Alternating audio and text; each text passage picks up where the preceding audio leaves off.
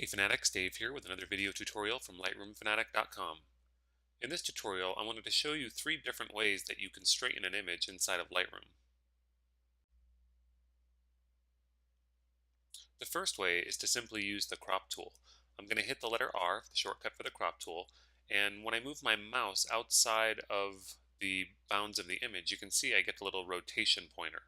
So what I'm going to do here is I'm going to click outside the area here and move up and down, and you'll see that the image is rotating.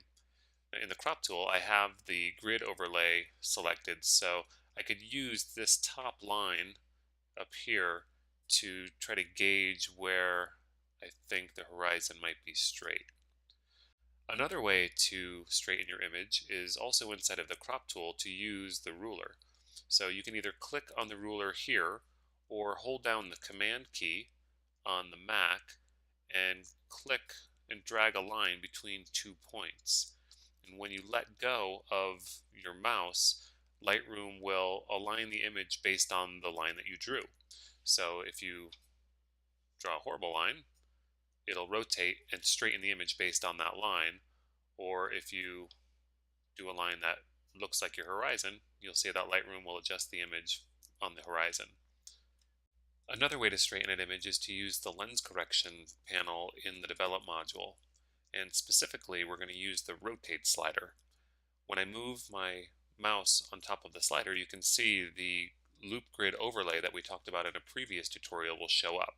So I can actually turn that on and change the options if I wanted to get the grid to align with the spot on my image where my horizon was.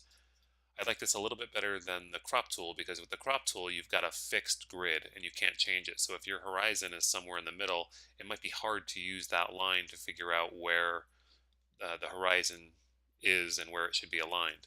But using the grid overlay in the loop view, you can actually adjust the grid itself so that you can get the line about where you want it. And then come over here and use the rotate slider to rotate your image.